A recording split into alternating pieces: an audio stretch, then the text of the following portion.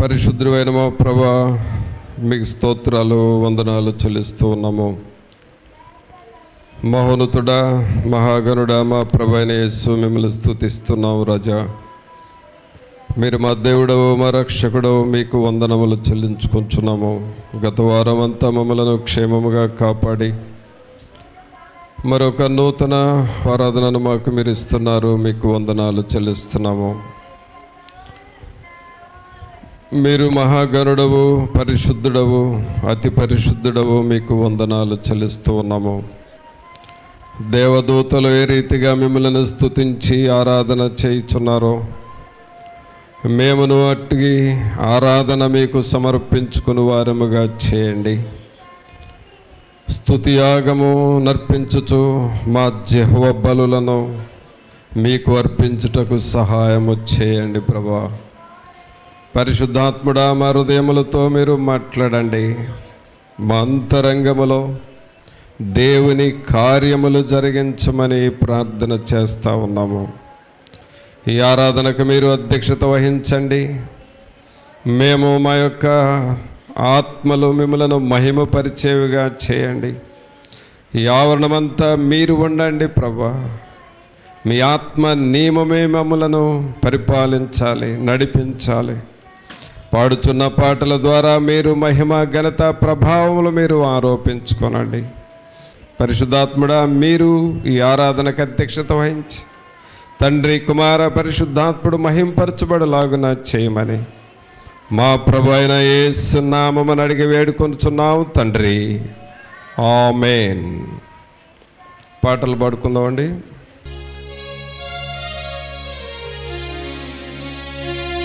కల్వారి ప్రేమ తాళంచునప్పుడు కలుగుచున్నది దుఃఖం.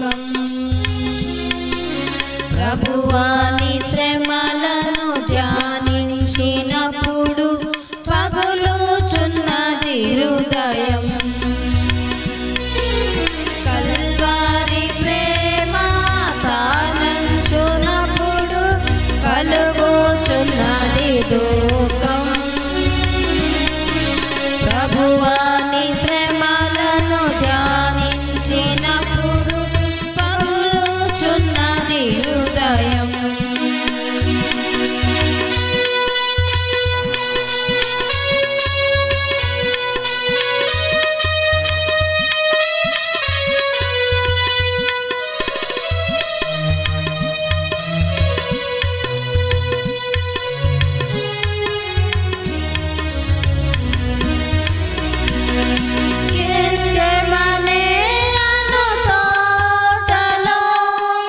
విలపించుచు ప్రార్థించు ధ్వని నలువైపులా వినపడుచున్నది.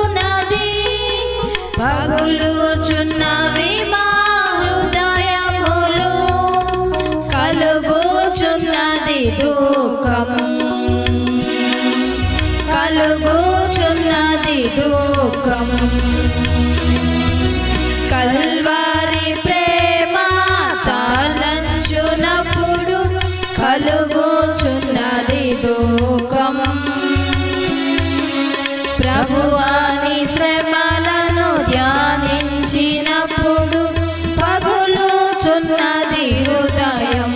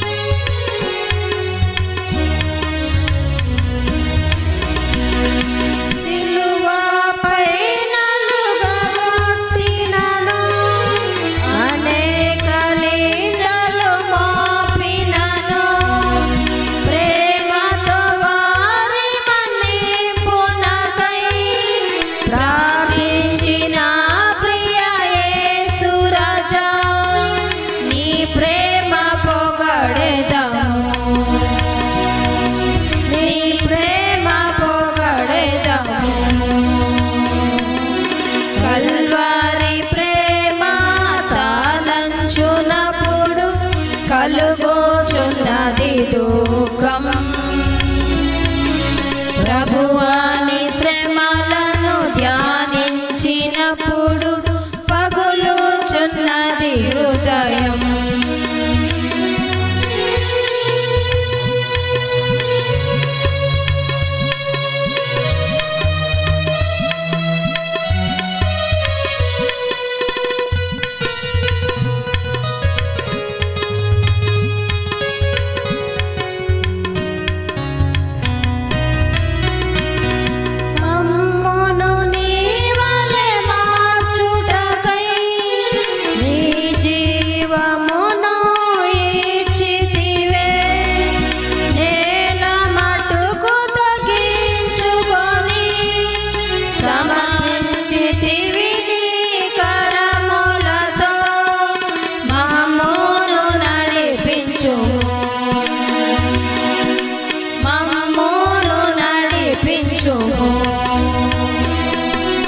కల్వారి ప్రేమ తాళంచునప్పుడు కలుగుచున్నది దుఃఖం. ప్రభువాని శ్రమలను ధ్యానించినప్పుడు పగులుచున్నది హృదయం. కల్వారి ప్రేమ తాళంచునప్పుడు కలుగుచున్నది దుఃఖం. ప్రభువాని శ్రమలను ధ్యానించినప్పుడు పగులుచున్నది హృదయం. మహోన్నతుడా, మహాగణుడా, మా ప్రభువైన యేసు మిమ్మల్ని స్తుతిస్తూ ఉన్నాము. మీరు మా దేవుడవు, మా రక్షకుడవు, మీకు వందనాలు చెల్లిస్తూ ఉన్నాము నాయనా. మమ్మలను ప్రేమించి మీరిచ్చిన ఈ సమయాన్ని బట్టి మీకు వందనములు. అలాగే ప్రభా, మీ వాక్యము ద్వారా మమ్మలను బలపరచుచున్న దేవుడు, మిమ్మల్ని స్తుతిస్తూ ఉన్నాము. మీ సన్నిధిని మాతో ఉంచండి. మీ ఆత్మ వెలుగును మాకు మీరు దయచేసి అన్ని విషయములలో మమ్మలను నడిపించమని నజరేయుడైన యేసు నామమున అడిగి వేడుకొంచున్నాం తండ్రి. ఆమేన్. ప్రియరా, దేవుని వాక్యం చూసుకుందాం. ద్వితీయోపదేశ కాండము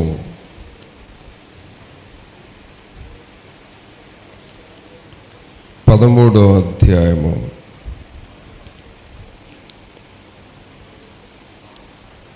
4వ వచనం చదువుదాం. ద్వితీయోపదేశ కాండము 13వ అధ్యాయము 4వ వచనం. మీరు మీ దేవుడైన యెహోవాకు లోబడి ఆయనకే భయపడి ఆయన ఆజ్ఞలను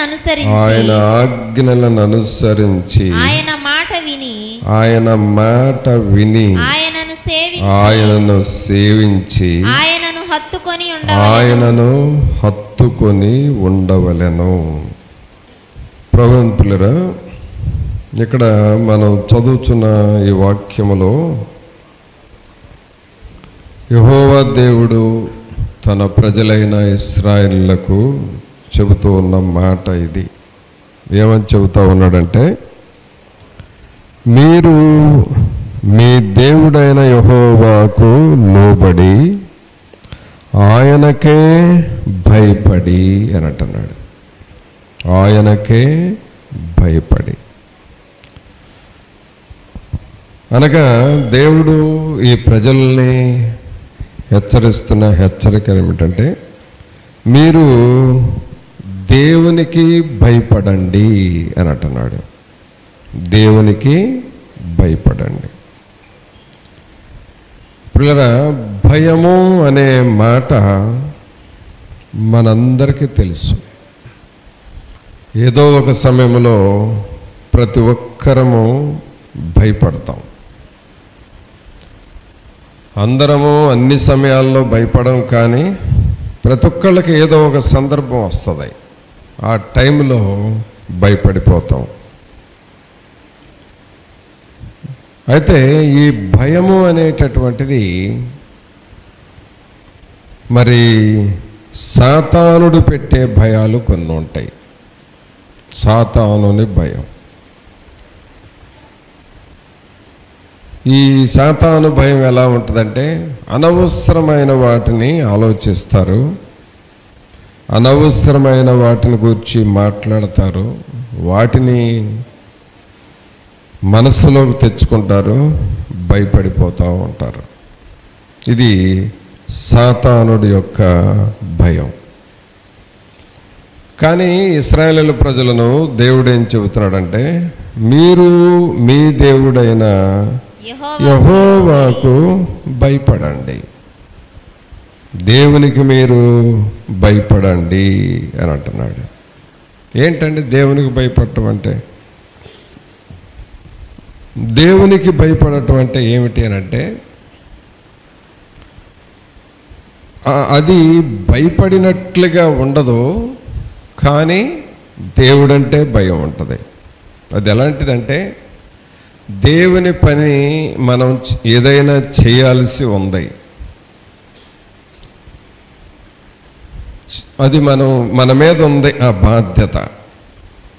అయితే దేవునికి భయపడుతున్నాము అనే దానికి గుర్తు ఏమిటంటే, దేవుని పని మన మీద ఆ బాధ్యత ఉన్నప్పుడు మనం ఖచ్చితంగా చేస్తాం. దేవుని పనిని మనం చేసి తీరుతాం.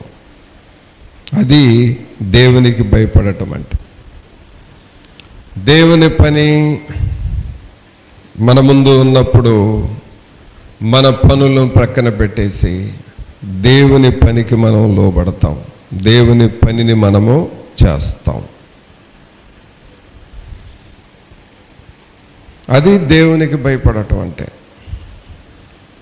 ఉదాహరణకి ప్రతిదినము మనం దేవునికి ఇవ్వాల్సిన సమయం, ప్రతిదినము మోకాళ్ళ మీద ప్రార్థన చేసుకోవటం, దేవుని వాక్యాన్ని చదవటం, ఇవన్నీ దేవునికి భయపడేవారు చదువుతారు, దేవునికి భయపడని వారు కూడా చదువుతారు. దేవునికి భయపడని వారు ఎలా చదువుతారంటే, వారికి ఏమన్నా నష్టం జరుగుతుందేమో, కీడు వస్తుందేమో అని భయపడి వాక్యాన్ని చదువుతారు, ప్రార్థన చేస్తారు. దేవునికి భయపడే వాళ్ళు ఏం చేస్తారంటే, వాళ్ళకి నష్టం జరుగుతుందనేమో అని భయపడి చదవటం కాదు, కానీ దేవుని పనిని ఖచ్చితంగా చెయ్యాలంతే. దేవుని పనిని నేను మానేది లేదు, ఎగరగొట్టేది లేదు, నేను దేవుని పనిని ఖచ్చితంగా చెయ్యాలి అని ఒక బాధ్యతగా మనం చేస్తాం. బాధ్యతగా దేవుని పనిని చేయటం అనేది అది దేవునికి భయపడటం క్రిందకు వస్తుంది, దేవునికి భయపడటం క్రిందకు వస్తుంది.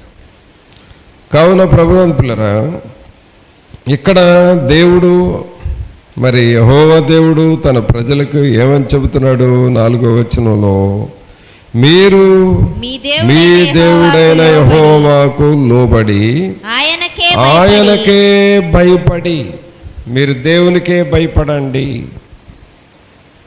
దేవునికి భయపడండి. దేవునికి భయపడే వారి గుర్తులు ఎలా ఉంటాయి? వాక్యం చదువుటలో మనం ఎన్నడూ నిర్లక్ష్యం చేయం, ఖచ్చితంగా చదివి తీరుతాం. అలాగే ప్రార్థన చేయటంలో ఎన్నడూ నిర్లక్ష్యం చేయం, మనం ఖచ్చితంగా ప్రార్థన చేస్తాం. చూసావా? కాబట్టి ప్రార్థన చేయటం, దేవుని వాక్యం చదవటం, ఇవి ఖచ్చితంగా చేస్తాం. భయం లేనప్పుడు ఏమవుతుందంటే మర్చిపోతాము, అలాగే చదవటం మానేస్తాం, అసలు గుర్తే ఉండదు, చదవలేదు అన్న బాధ కూడా ఉండదు. అంటే దేవుని భయము లేదు అని అర్థం. అలాగే దేవుని పనిని నమ్మకంగా చేస్తాం, దేవునికి భయపడుతున్నామని అర్థం. వాళ్ళ వైపు వీళ్ళ వైపు చూసి వంతులు పెట్టుకోము, వాళ్ళు చేస్తున్నారా లేదని చూసి వాళ్ళలాగా మనం చెయ్యం. మన పనిని మనం దేవునికి నమ్మకంగా చేయటమే. పౌలు గారు చెప్పాడు కదా, దేవుని కార్యాభివృద్ధి యందు ఎప్పటికీ మీరు ఆసక్తులై ఉండండి. ఇంకంతే. అది మనం ఎవరి వైపు చూసేది లేదు, దేవుని వైపు చూస్తూ దేవుని పనిని చేయటము, బలా నమ్మకమైన దాసుడా అని అనిపించుకోవటం, అది దేవుని భయం. అలాగే ప్రియులారా, మనము దేవుని కొరకు జీవించే సమయంలో శోధనలు వస్తాయి. కానీ దేవుని భయం ఉంటే ఏం జరుగుతుందంటే శోధనలను మనం జయిస్తాం, శోధనకు లొంగం. ఒక అబద్ధం చెప్పాల్సిన ఒత్తిడి నీ మీదకు వచ్చింది అని అంటే ఎంత ఒత్తిడి వచ్చినా అబద్ధం మాత్రం చెప్పం. ఎందుకంటే మనం ఎవరికి భయపడుతున్నాం? దేవునికి భయపడుతున్నాం.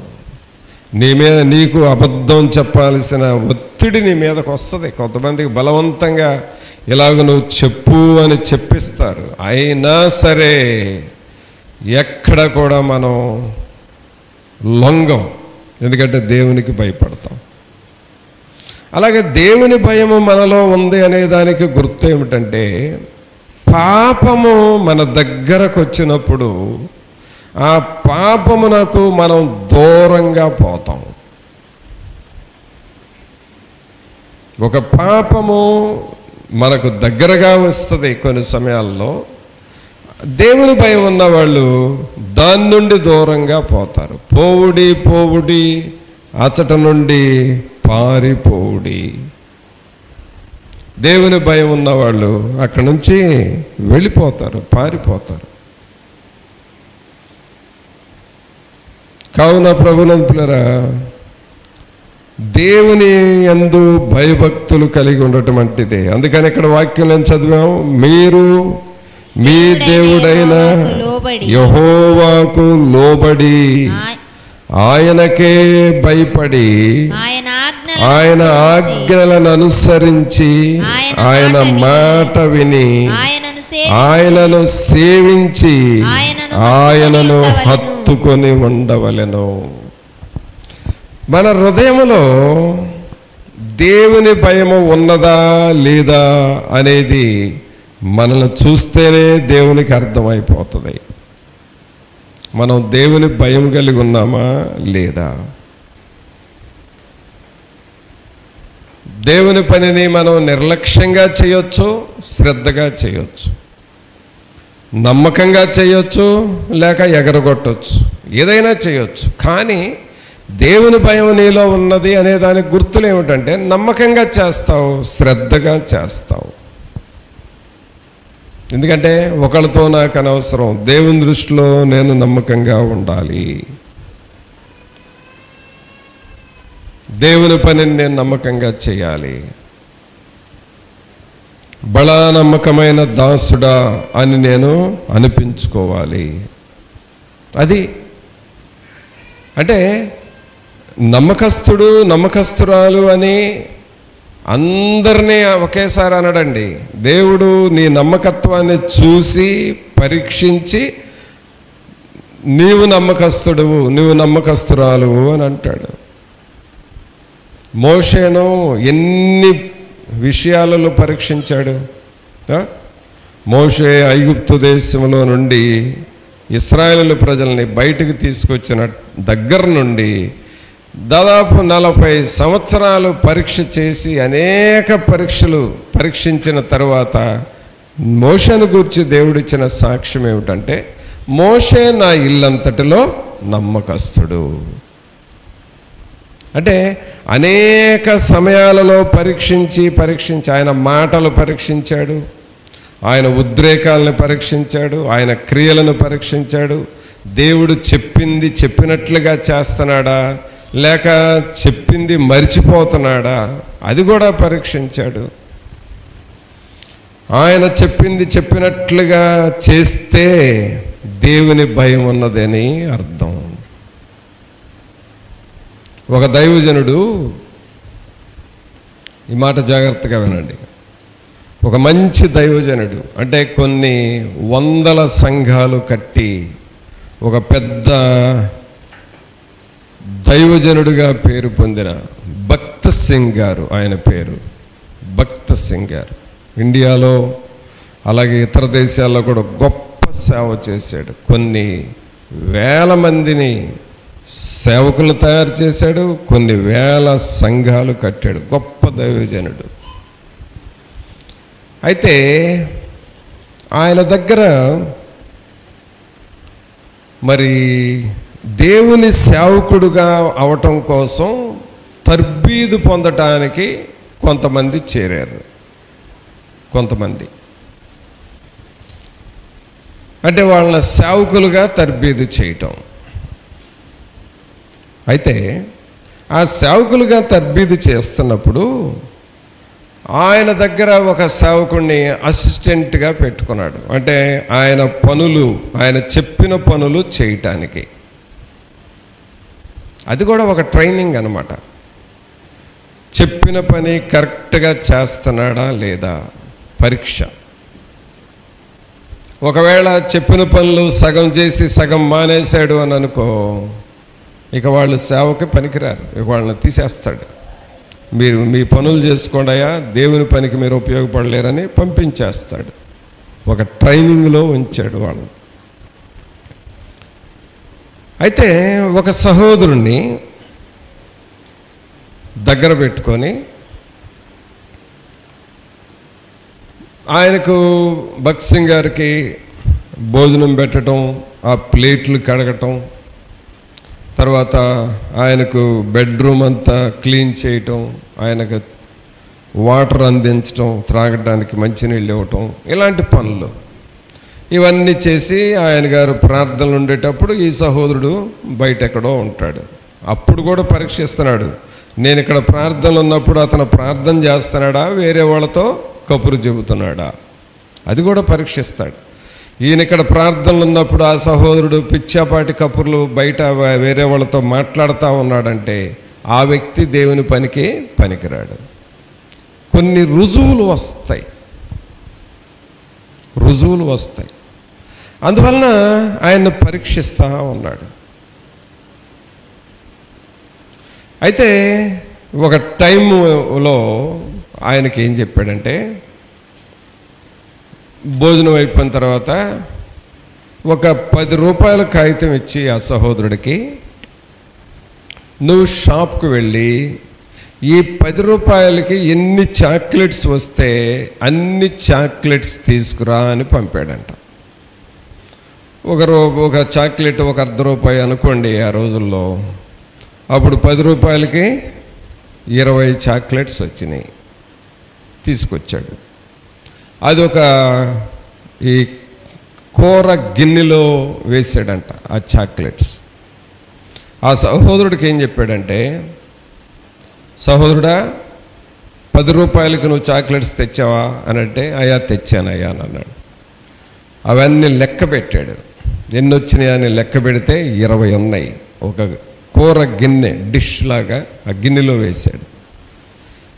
సరే ఆ సహోదరుడితో ఏం చెప్పాడంటే, ఇవి నువ్వు తీసుకువెళ్ళి కిచెన్ రూమ్లో ఎక్కడన్నా దాయి అని అన్నాడు.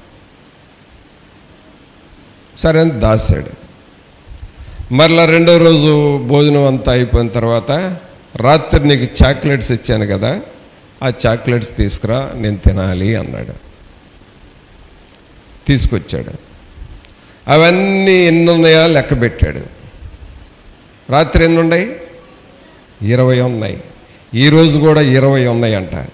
సరే మంచిదే అని చెప్పి తీసుకెళ్ళి ఆ కిచెన్ రూమ్లో పెట్టేసే అన్నాడంట, తినకుండా. అట్లా ఒక 4-5 రోజులు పరీక్షిస్తే నిదానంగా ఏమవుతున్నాయి అంటే, ఆ చాక్లెట్ల సంఖ్య తగ్గుతుంది. 3వ రోజుకి ఆ చాక్లెట్స్ తీసుకురా సహోదరుడా అంటే 19 ఉన్నాయి. ఇంకో రోజు తీసుకురమ్మంటే 18 ఉన్నాయి, 17 ఉన్నాయి, 15 ఉన్నాయి. అప్పుడు ఆ సహోదరుడు అన్నాడంట, 20 చాక్లెట్స్ పెట్టాను కదా దీనిలో, మిగిలినవి ఏమవుతున్నాయి అని అడిగితే ఆయన ఏం చెప్పట్లేదంట. ఏం చెప్పట్లేదు. కనీసం నేను తిన్నానయ్యా అని కూడా చెప్పట్లేదు. అక్కడ పెట్టేనయ్యా, ఏమైనాయో తెలియదయ్యా అంటున్నాడు.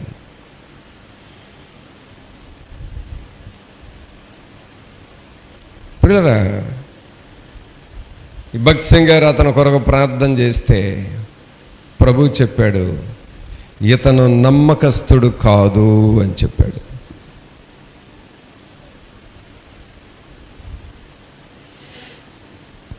ఇతను నా పనికి పనికిరాడు.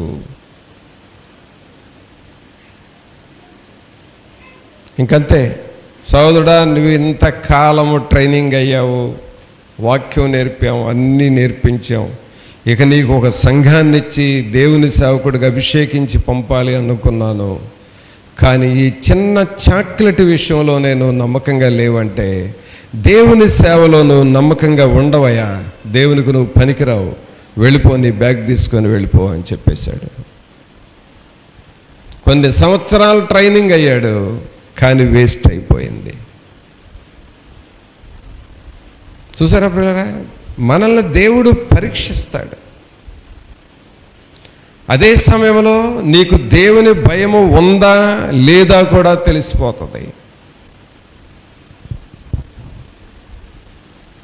కొంతమంది ఉదయం ప్రార్థనకి వెళ్ళాము, ఇంకా సాయంకాలం ఎందుకులే, ఏం వెళ్తావులే అని మానేస్తారు. నువ్వు మానేస్తే అది పెద్ద పాపం అని నేను అన్నాను, కానీ దేవుని భయము ఉంటే అలా నువ్వు మానేయలేవు.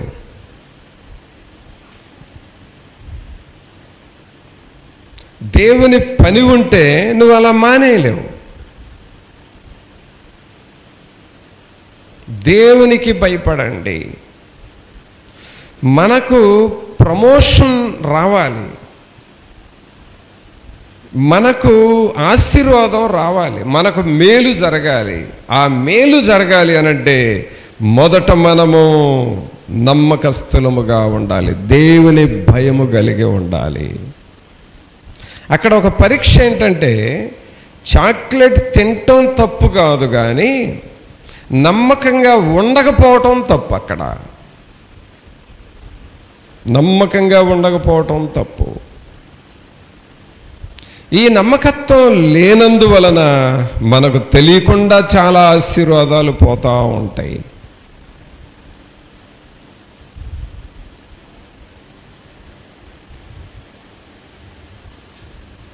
తెలియకుండా ఆశీర్వాదాలు పోతాయి.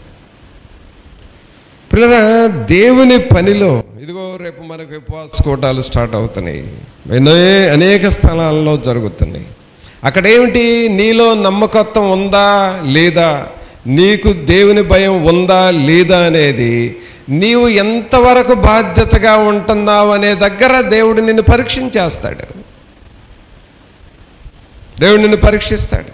నాకెందుకులే, జరుగుతాయి, ఆ సేవకుడికి ఇటు తప్పదలా ఆయన చేసుకుంటాడులే అని అనుకొని నీవు నీ పనుల్లో పడిపోతే అది వేరు.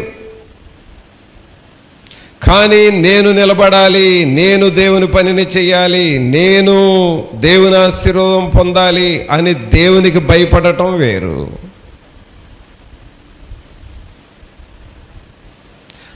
మనం దేవుని పనిని నమ్మకంగా చేసామా లేదా, అది కావాలి దేవునికి.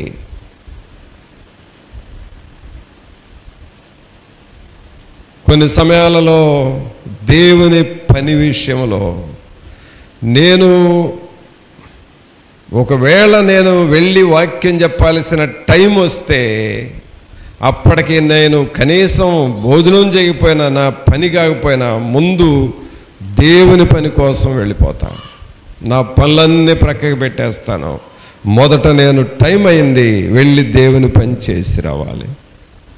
ఇన్ని సంవత్సరాలలో ఎప్పుడు కూడా దేవుని కృప వలన, దేవుని మహిమార్థం చెబుతున్నాను, ఇన్ని సంవత్సరాల్లో దేవుని పనిని నేను ఎప్పుడు నిర్లక్ష్య పెట్టలేదు, ఎప్పుడు నిర్లక్ష్య పెట్టలే.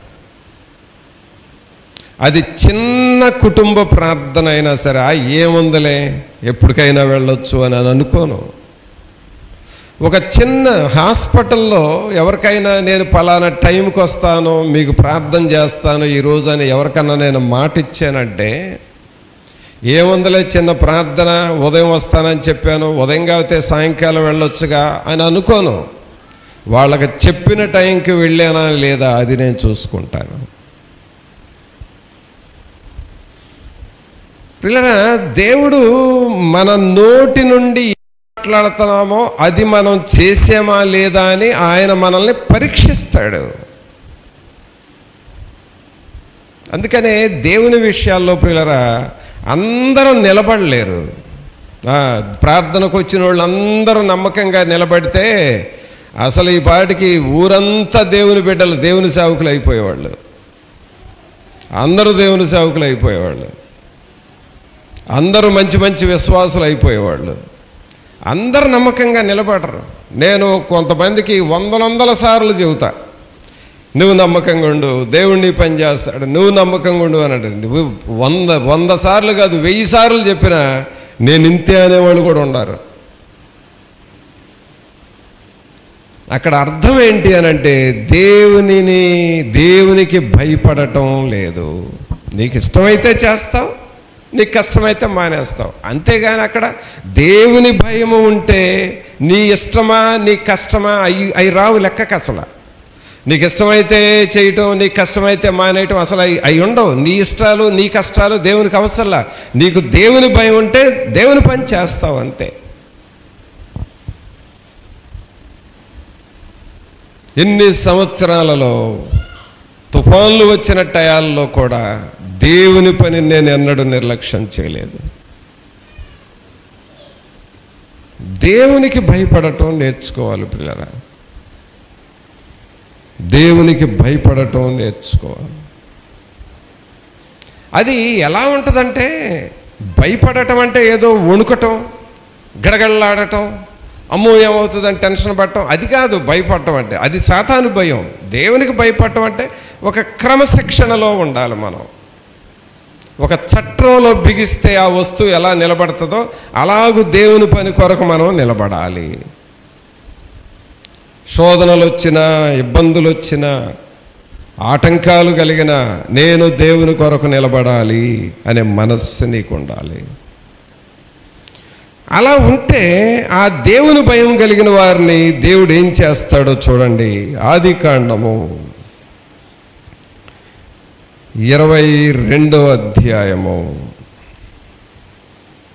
ఆ దేవుని భయం కలిగిన వారికి దేవుడు చేసే పనులు ఎట్లా ఉంటాయంటే ఆదికాండము 22వ అధ్యాయము 12వ వచనం చూడండి. అప్పుడు ఆయన ఆ చిన్నవాని మీద చెయ్యి వేయకము, అతనినేమియు చేయకము, నీకు ఒక్కడై ఉన్న నీ కుమారుని నాకీయ వెనుతీయలేదు గనుక నీవు దేవునికి భయపడువాడవని ఇందువలన నాకు కనబడుచున్నదనెను. చూసారా, ఇక్కడ ప్రభువే అంటున్నాడు, నీవు దేవునికి భయపడువాడవని ఇందువలన నాకు కనబడుచున్నదనెను. నీవు దేవునికి భయపడేవాడవు. ప్రియురా, ఒకసారి నాయన సంఘంలో చెప్పటం విన్నా. నాకు చెప్పలేదు కానీ మీ అందరికీ చెప్పటం నేను అక్కడ కూర్చొని విన్నా. మా నాయన ఏం చెప్పాడంటే, సేవకని ఒక ఊరు వెళ్ళాడు. అక్కడ కూటం చేసి వాక్యం చెప్పి ఆ ప్రజల్ని సంఘస్థల్ని బలపరిచి రావటానికి ఒక ఊరు వెళ్ళాడు. వెళ్ళి అక్కడ కూటం చేశాడు. తర్వాత ఇంకో కూటం, అంటే ఒక పగలు ఒక రాత్రి కూటం అనుకుంటాను. ఆ కూటం చేసిన తర్వాత 2 చోట్ల నుండి నాయనకి కబురు వచ్చిందంట.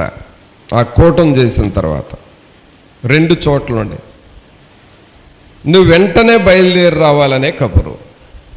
ఒకటి ఎక్కడి నుంచి వచ్చిందంటే ఇంటి దగ్గర నుండి మా అమ్మ, అయ్యా ఇంట్లో పిల్లలకు బాగాలేదు, నువ్వు వెంటనే బయలుదేరి రావాలి అని కబురు చేసిందంట అమ్మ. అదే టైంలో ఆయనను ఆత్మీయంగా నడిపించిన దైవజనుడు, ఆత్మీయ తండ్రి, సహోదరుడా నువ్వు ఎక్కడున్నా సరే నువ్వు నా దగ్గరకు వచ్చేసేయి, మనిద్దరం కలిసి ఒక ఊరు వెళ్ళి సువార్త సేవ చేసి రావాలి అని కబురు చేశాడంట. ఎంతమంది కబురు చేశారు? ఇద్దరు. ఒకళ్ళేమో సొంత భార్య, నువ్వు రావాలయ్యా ఇంటికి అని కబురు చేసింది తల్లి. రెండో వ్యక్తి ఆత్మీయ తండ్రి, దేవుళ్ళలోనికి నడిపించిన తండ్రి, ఆయన కబురు చేశాడు, సహోదరుడా నువ్వు రా, మనిద్దరం కలిసి సేవకు వెళ్ళాలి అని. ఆయన గారు అక్కడ కూటం ముగించుకున్నాడు, ప్రార్థన చేసుకున్నాడు. ఏమని ప్రార్థన చేశాడంటే, ప్రభా నా ఇంటి దగ్గర పిల్లలకు బాగాలేదంట, నా భార్య కబురు చేసింది, మరి అక్కడికి వెళితే మరి ఇటు చూస్తే దేవుని సేవకుడు కబురు చేశాడు ఇదే టైంలో, కాబట్టి నేను నీకు భయపడుతున్నానయ్యా, నీ మాటకు లోబడుతున్నానయ్యా, సేవకుడు రమ్మన్నాడు, అక్కడికి వెళతాను, అక్కడికి వెళ్ళి అక్కడ పని చూసుకొని అక్కడ దేవుని సేవకుడితో సేవ చేసి ఆ తర్వాత ఇంటికి వెళతాను, ఇంటికి వెళ్ళే లోపు నా పిల్లల్ని స్వస్థపరచండి ప్రభు అని ప్రార్థన చేసుకొని దేవుని సేవకుడు పిలిస్తే అక్కడికి వెళ్ళాడు. ఎవరికి భయపడ్డాడు? ఎవరికి భయపడ్డాడు? దేవునికి భయపడ్డాడు. అక్కడ సేవకుడి దగ్గరికి వెళ్తే ఒక రోజు కోవటం 2 రోజులు అయింది. 3వ రోజుకి ఇంటికి వస్తే మరి ఇంటికి వెళ్ళి ఆ పరిస్థితి చూస్తే దేవుడు అద్భుతంగా హాస్పిటల్కి తీసుకువెళ్ళలేదు, మందులు వాడలేదు, కానీ పిల్లల్ని దేవుడు స్వస్థపరిచేశాడు. పిల్లల భక్తి నేర్చుకోవడానికి కొన్ని సూత్రాలు ఉంటాయండి, కొన్ని సూత్రాలు ఉంటాయి. నువ్వు దేవునికి భయపడుతున్నావా లేదా అనే దానికి కొన్ని పరీక్షలు ఉంటాయి. అంతే. ఇంటికి వెళ్ళి దేవుణ్ణి స్తుతించాడు, ప్రభా నీకు భయపడి నీ సేవకుని మాటను గౌరవించి వెళ్ళినందుకు నా పని నువ్వు చేశావు, నీకు వందనాలు అని దేవుని స్తుతించాడు. మొదట నా నీతిని నా రాజ్యమును వెదకండి, అప్పుడు అవన్నీ మీకు అనుగ్రహింపబడను.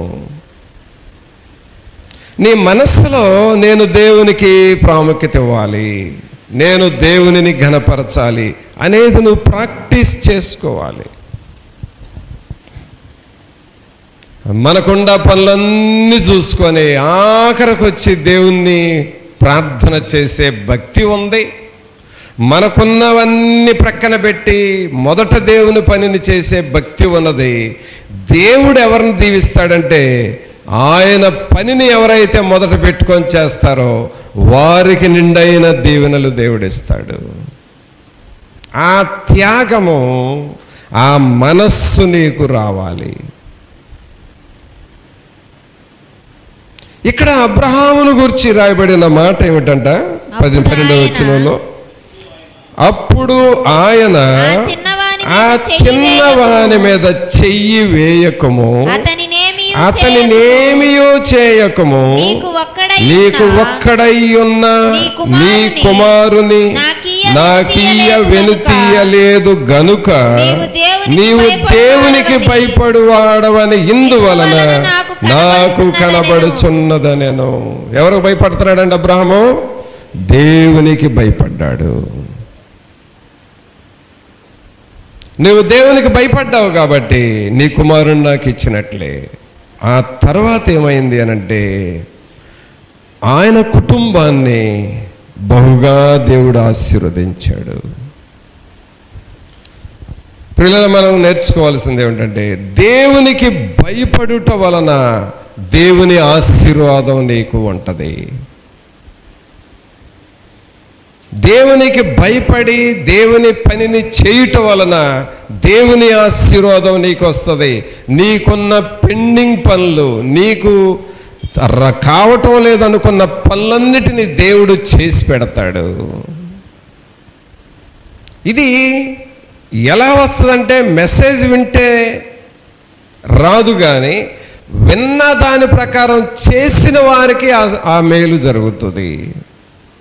వినుట వలన విశ్వాసం వస్తుంది, ఆ విశ్వాసము వలన నీకు జయం వస్తుంది. ఇది మనం నేర్చుకోవాలి, ప్రాక్టీస్లో పెట్టాలి. ఒక దైవజనుడు చెప్పిన ఒక మాట ఏమిటంటే, అంటే ఇవి ప్రాక్టీస్ పెట్టడం అనేది ఆత్మలో ఎదిగిన వారికే సాధ్యం. ఇప్పుడు నేను చెప్పబోయే మాట, 103 డిగ్రీల జ్వరం ఉందంట ఆ సేవకుడికి. భయంకరమైన ఒళ్ళు నొప్పులు, పోట్లు, జ్వరం, కళ్ళు బైర్లు గమ్ముతూ ఉన్నాయి. అంత జ్వరముతో ఉన్నాడు. కానీ ఆ రోజు ఒక స్థలంలో వాక్యం చెప్పాల్సి వచ్చింది. సింపుల్గా నాకు కుదరదులేదండి, నేను రానులే అని చెప్పాలి. కానీ అలా అనటం ఆయనకి ఇష్టం లేదు. దేవుని మీద ఆధారపడ్డాడు. ఎవరో తీసుకువెళ్ళారు. అక్కడికి వెళ్ళిన తర్వాత ప్రభువుకి అప్పగించుకున్నాడు. ప్రభువా, నా బలహీనత నేను చూసుకోవట్లేదు, నీ మీద ఆధారపడి వచ్చాను, నీవే నన్ను వాడుకో అని ప్రార్థన చేశాడు. నన్ను స్వస్థపరచు అని అడగలేదు, కానీ నువ్వు నన్ను వాడుకో ప్రభువా ఈ బలహీనతలో అని ప్రార్థన చేశాడు. అలాగ నిలబడ్డాడు. ఆయన చెప్పాల్సినంత వాక్యం చెప్పాడు, అందరికీ ప్రార్థన చేశాడు. ఆ తర్వాత ముగించుకొని ఇంటికి వెళ్ళాడు. ఇంటికి వెళ్ళే లోపు దారిలోనే దేవుడు ఆయన్ని స్వస్థపరిచేశాడు. చూసారా? దేవునికి భయపడేవారు చేసే పనులండి ఇవి, వాళ్ళకి జరిగే పనులు ఇవి. విషయం ఏంటంటే దేవునికి భయపడటము మనం నేర్చుకోవట్లేదు. ఇక్కడ అబ్రహాముని గురించి ఏమని రాయబడింది? అప్పుడు ఆయన ఆ చిన్నవాని మీద చెయ్యి వేయకము, అతనినేమీ చేయకము, నీకు ఒక్కడై ఉన్న నీ కుమారుని నాకీయ వెనుతీయలేదు గనుక నీవు దేవునికి భయపడు వాడవని ఇందువలన నాకు కనబడుచున్నదనెను. ఇందువలన నాకు అర్థమైంది ఏంటంటే, అబ్రహాం నీవు దేవునికి భయపడువాడవని అర్థమైంది. ఇలాగ దేవునికి భయపడి దేవుని పని చేసినందువలన అబ్రహామును దేవుడు ఎంత చేశాడు? బహుగా ఆశీర్వదించాడు. దేవునికి భయపడుట వలన నీవు నీ కుటుంబము ఆశీర్వాదం పొందుతావు. తర్వాత మరొక వ్యక్తి, దేవునికి భయపడిన వ్యక్తిని మనం చూద్దాం. 39వ అధ్యాయం 39వ అధ్యాయము ఆదికాండంలోనే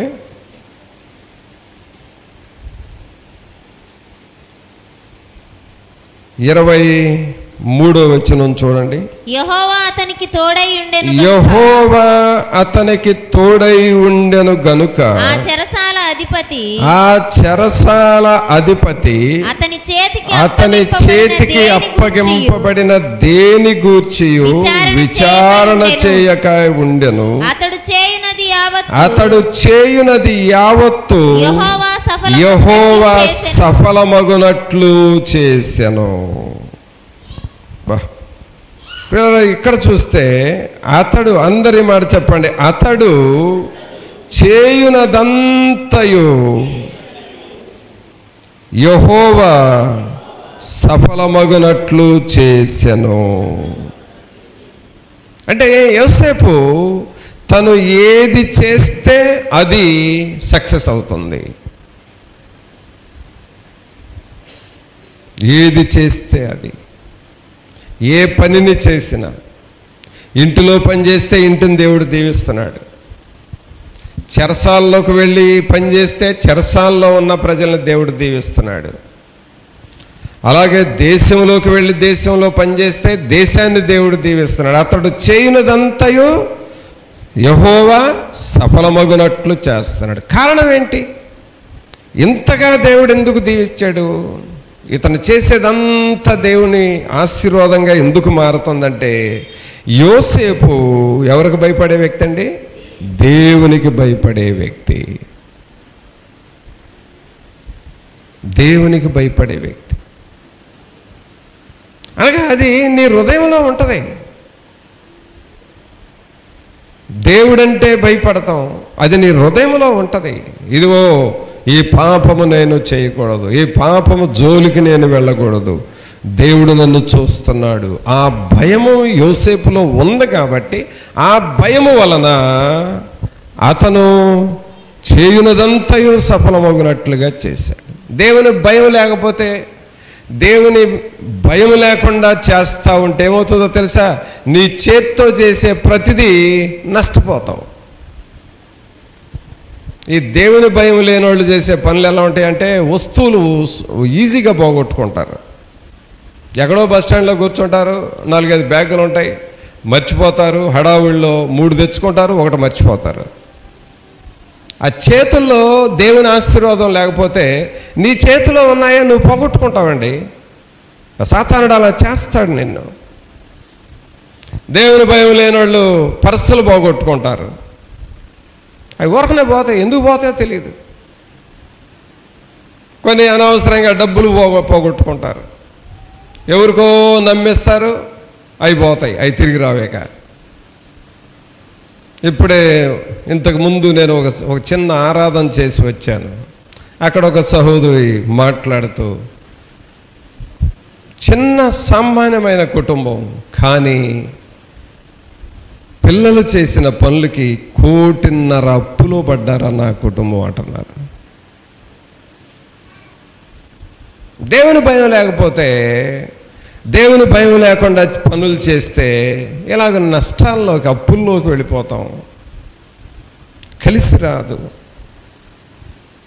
నువ్వు కష్టపడతావు కానీ అది చిల్లి సంచిలో వేసినట్టుగా ఉంటుంది, అది పోతూ ఉంటుంది. నువ్వు వేస్తూ ఉంటావు, అది జారిపోతూ ఉంటుంది.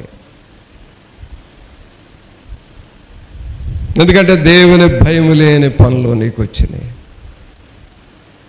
కానీ అదే దేవుని భయం కలిగి ఉంటే, యోసేపు ఒక్కడు ఐగుప్తు దేశంలో ఉండుటను బట్టి ఐగుప్తు దేశాన్నే దేవుడు దీవించాడు కదా. నీ ఒక్కడవు నీ ఇంటిలో ప్రార్థన చేయటాన్ని బట్టి, నీ ప్రార్థనను బట్టి నీ కుటుంబాన్ని దేవుడు దీవిస్తాడు కదా. మనము దేవుని సన్నిధిలో నమ్మకస్తులముగా ఉండి దేవునికి ప్రార్థన చేస్తూ ఉంటే మన ప్రార్థనను బట్టి మన దగ్గరకు వచ్చేవారు దీవించబడతారు కదా. అతడు చేయనదంతయు యెహోవా సఫలమగునట్లు చేశాను. కారణం ఏంటంటే దేవునికి భయపడే వ్యక్తి. కావున పిల్లల, దేవుని వాక్యంలో చూసాం, మీ దేవుడైన యెహోవాకు మీరు లోబడి భయపడండి. ఆయన యందు భయభక్తులు అబ్రహామును బహుగా ఆశీర్వదించాడు. ఆయన యందు భయము కలిగిన యోసేపుని మరి ఆయన చేసేదంతా సఫలమగునట్లుగా చేశాడు. దేవునికి భయపడే వ్యక్తులు. అలాగే దేవునికి భయపడే మరొక వ్యక్తి ఉన్నాడు. దానియేలు గ్రంథంలో చూద్దాం. దానియేలు గ్రంథము 3వ అధ్యాయము.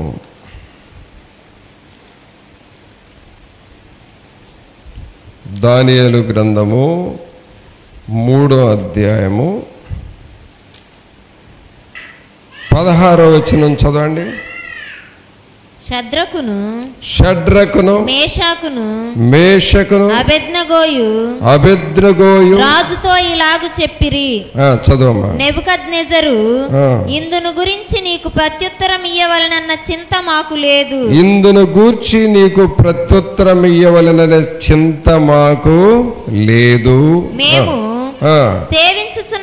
సేవించుచున్న దేవుడు మండుచున్న వేడిమిగల ఈ అగ్నిగుండములో నుండి మమ్మును తప్పించి రక్షించుటకు సమర్థుడు. మరియు నీ వశమున పడకుండా ఆయన మమ్మను రక్షించును. ఒకవేళ రక్షింపకపోయినా నీ ప్రతిమకు మేము నమస్కారము చేయము. ఎవరికి భయపడ్డారు ఇక్కడ? రాజుకు భయపడ్డారా? దేవుడికి భయపడ్డారా? దేవునికి భయపడ్డారు. రాజుకు భయపడలా వీళ్ళు, దేవునికి భయపడ్డారు. పిల్లరా, దేవునికి భయపడినందువలన వీళ్ళని మరి ఉన్నత స్థాయిలోకి లేపాడు. ఆ దేశంలో, బబులోను దేశంలో ఈ షడ్రకు, మేషకు, అబేద్నెగో, అలాగే దానియేలు వీళ్ళను ఉన్నత స్థాయిలోనికి పెట్టాడు. కావున ఆ దేవుని భయం అంటే ఏదో పోలీసులు వచ్చి లాఠీ చార్జ్ చేస్తున్నారు అని తెలిస్తే భయపడటం కాదు. లేకపోతే ఇదిగో సాతానుడు వచ్చేసాడు, ఫలానా వ్యక్తిని పట్టాడు, వెలవెల్లాడిస్తున్నాడు అని అలాంటి వార్తలు వింటే భయపడటం కాదండి. ఇది భయం అనేది అది బయటికి కనపడదు. దేవుని భయం బయటికి కనపడదు, సాతానుడి భయం బయటికి కనపడుతుంది. దేవుని భయము, నీవు చేసే పనిలో స్ట్రాంగ్గా ఉంటావు, నీ మాట మార్చవు, నీ నిర్ణయాలు మార్చుకో. దేవుని కొరకు ఇది చేయాలనుకున్నాను, చేసి తీరుతా, అంతే. దానిలో ఎవరికి లొంగేది లేదు, ఎవరి ఒత్తిడికి లొంగేది లేదు. అది దేవుని భయం. ఈ యవనస్తుల మీద ఎంత ఒత్తిడి వచ్చింది. ఎదుగో మీ ఇల్లు పెంటకుప్పగా చేస్తాను, తుత్తునీలుగా చేస్తాను, అగ్నిగుణంలో పడేస్తాను. ఏం బెదిరింపులండి ఈ బెదిరింపులు? ఏదో ఒక బెదిరింపుకు భయపడతారనేగా ఆ రాజు అన్ని ప్రయత్నాలు చేసింది. కానీ దేనికన్నా లొంగారా? దేనికి భయపడలా. ఒకటే, రాజా నీవు నిలబెట్టిన ప్రతిమకు మేము మొక్కేది లేదు, అది తెలుసుకో నువ్వు ముందు. సరే, అగ్నిగుండంలో పడేస్తావు, అంతే కదా. మా దేవుడు దానిలో నుండి మమ్మల్ని రక్షింప సమర్థుడు. అంటే రెండు విషయాలు. ఒకటి, రాజుకు భయపడలేదు. రెండు, వాళ్ళు సేవిస్తున్న దేవుడు ఎంత గొప్పవాడో చెబుతున్నారు.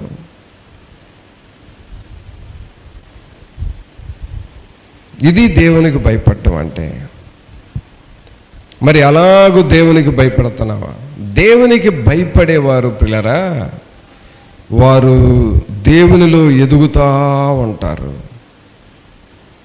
దేవునిలో ఎదుగుతూ ఉంటారు. పేతురుని మరి అక్కడ రోమా సైనికులు చెప్పిన మాట ఏమిటంటే, నీవు ఈ యేసు ప్రభువును గూర్చి చెప్పటం మానేయాలి అని చెబితే ఆయన ఒకటే అన్నాడు, మేము ఎలా మానేస్తాం, ఎలా చెప్పకుండా ఉండగలం? మేము చూసిన వాటిని చెప్పకుండా ఉండలేము, విన్న వాటిని చెప్పకుండా ఉండలేము. అలాగే ఏదైతే మేము చూసి చేశామో దానిని మేము వదిలేది లేదు. విన్న వాటిని గూర్చి, కన్న వాటిని గూర్చి మేము చెప్పక మానలేము. మీరు భయపెడుతున్నారు, మేము భయపడేది లేదు. ప్రభునంతులారా, అలాగూ చేసినందువల్ల దేవుడు వాళ్ళని ఉన్నత స్థాయిలో పెట్టాడు. అనగా ఇక్కడ మనం గ్రహించాల్సిన విషయం ఏంటంటే, దేవునికి భయపడి నీవు చేసే ప్రతి పని, అబ్రహామును దేవుడు ఆశీర్వదించాడు, యోసేపును అన్ని విషయాల్లో సఫలమగునట్లుగా చేశాడు. ఈ షడ్రకు, మేషకు, అబేద్నెగోల్ని దేశంలో ఉన్నత స్థితిలో పెట్టాడు. ఆయనకు భయపడు వారి ఆత్మీయతను చూసినప్పుడు దేవుడు వారిని దీవిస్తాడు. అందుకనే మన దేవుడైన యెహోవాకు మనము భయపడాలి.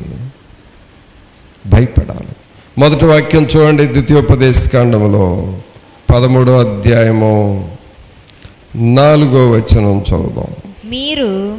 మీరు మీ దేవుడైన యెహోవాకు లోబడి ఆయనకే భయపడి ఆయన ఆజ్ఞలను అనుసరించి ఆయన మాట విని ఆయనను సేవించి ఆయనను హత్తుకొని ఉండవలెను. మీరు భయపడండి, దేవునిని సేవించండి, దేవునిని మీరు హత్తుకొని ఉండండి.